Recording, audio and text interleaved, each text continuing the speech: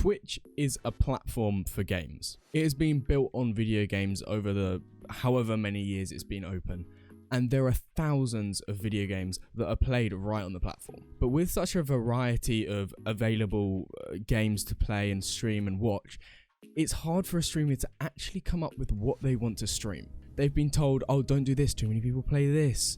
Don't do this, there's not enough viewers. Well, I'm going to be telling you exactly what you need to be hearing today. And after this, you should be able to choose one or however many games you want to stream on your channel. Let's get that intro rolling. Just quick things. Yes, my hair still extremely long. I've started to tie it up like in a man bun, you know, that's cool. But I haven't done this for this video. If you want to see it like that, comment to my stream because I have it like that for my streams. As I just mentioned, I do stream on a Tuesday, Thursday and Saturday, 3:30 PM GMT or British Standard Time, whichever one you want to use, they're the same thing. But if you have any questions about anything I said in this video, or you just want to hang out with me, have a good time, it's always great over there, then make sure to pop in. Link will be right down in the description. And finally, if you do find the video helpful at all, or you just enjoy watching it, then consider leaving a like, and if you're new, make sure to subscribe. Alrighty, let's actually get into it. So the most important bit of advice that I can give you, which I cannot stress enough, is do not play a game because it's popular. It's one of the biggest misconceptions that people see. Oh, this game has like 300,000 people watching it, and they're like, I've got to stream it, there's so many viewers for it, like I will grow so fast. And that's just not really how it works. First of all, you really want to play something you enjoy. If you're not enjoying the game you're playing, that's going to show through to your viewers. I don't play games that I don't enjoy, even if I was good at them. Being passionate and just enjoying a game will show through so much, and you'll be able to talk about the game and actually enjoy yourself so much more, and that will really be visible to your viewers. If they see you're not having a good time, it's going to kind of give a negative vibe, if you want to use that word, over to them, and they're not going to have much fun with that. No one really comes to Twitch to see someone not having fun, you know. It's a place to relax, a place for everyone to congregate and have a good time and chat, and no one wants to be seeing you just sitting there bored, really just not having a good time. Being knowledgeable about the game is quite important as well, just because it gives you a lot of stuff to talk to, and people can look up to you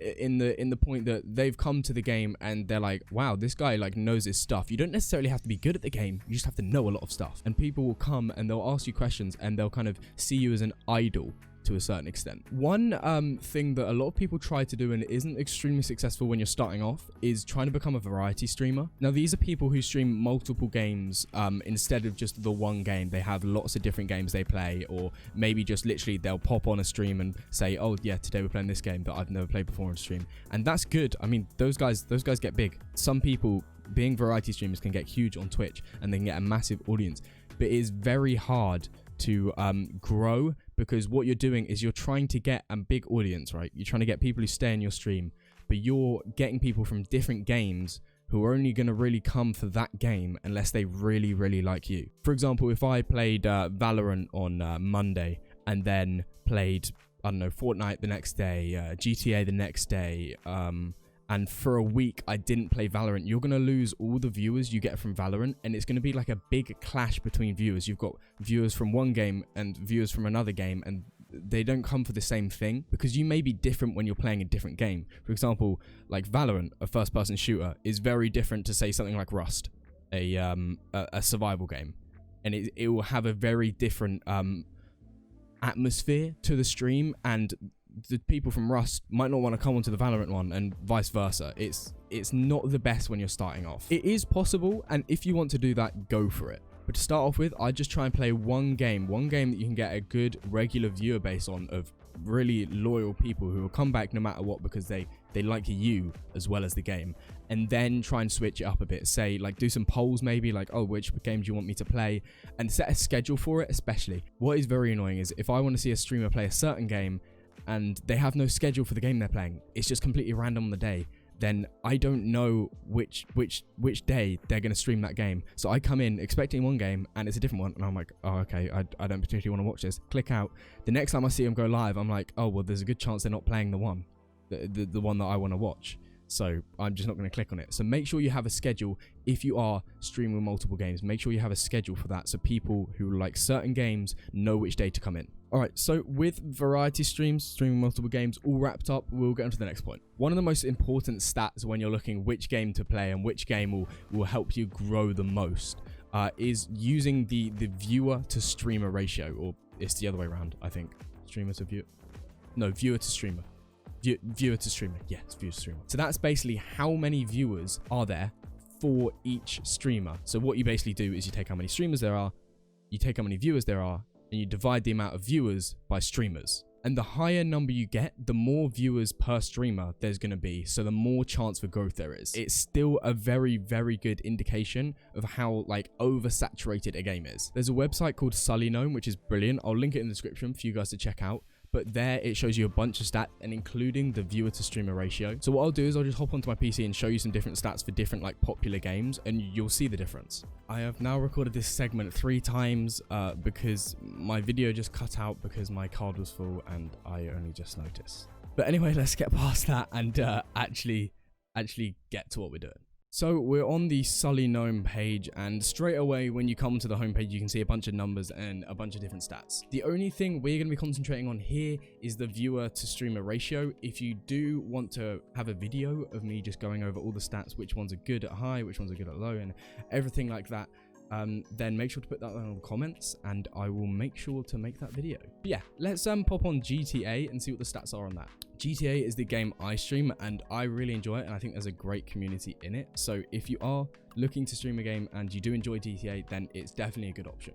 So as we come on, we see a 55.2 viewer ratio. Now 55.2 is brilliant. Honestly, that is an amazing viewer ratio, and you see anything, let's say above 25, that is very good. So that basically means that there's 55.2 average people per streamer. So there will be people with thousands and there will be people with 0 viewers, but on average there's 55.2 viewers per streamer. Now let's pop over to something that's known for being extremely saturated. Let's go over to Fortnite. Alright, we're on Fortnite now, and as you can see, the viewer ratio has dropped significantly from GTA. It's gone down to 11.4. So there's only 11.4 average viewers per streamer in Fortnite. Now, the number being this low shows that it's quite saturated and there's not that many viewers for every streamer, thus meaning it would be harder to grow on Fortnite. Fortnite's one of those games also where you need to be popular, you kind of need a very high skill level. I haven't seen many Fortnite streamers become popular from just kind of them instead of them being good at the game. I feel like it's one of those games that the personality is less so important and just being good at the game is. Obviously, the personality is not completely negated, but skill is extremely vital, I feel, to be able to stream this game. So if you aren't amazing at the game, I'd recommend not doing it. Obviously, if you already have like fan base and viewers on it, continue it. This isn't a be all and end all thing. I'm not telling you stop streaming Fortnite. No one should stream Fortnite. But it's just kind of a recommendation. Third and final, let's pop over to Valorant and see what the numbers are on that. Okay, so on Valorant, the viewer ratio is 16.1, which is not amazing. It's not terrible, but it definitely isn't the best. However, Valorant could actually be quite a good game to stream, considering my next point. In reference to what I just said, the third and final point that I'm going to be giving you is streaming like a new game or a new release on the market is actually quite a good idea. Now, the reason for this is that no one has developed a viewership or loads of viewers based on that game yet. No one's had multiple years streaming that specific game. Yes, there will be people who stream multiple games and they'll have like hundreds or even thousands of viewers who are streaming this game, but they won't have loyal viewers who come for that game yet, and you could take that opportunity to become the or one of these streamers for that game. It's just something to keep in mind, and as with a lot of these things, it shouldn't be the sole reason you stream or don't stream a game, but it's definitely something to think about when a new game comes out and you really enjoy it. It could be the game you stream. And as I just said, I'll just make the same point with viewer ratio. Don't stream or don't stream a game, or don't stream a game just because the viewer ratio is low or high.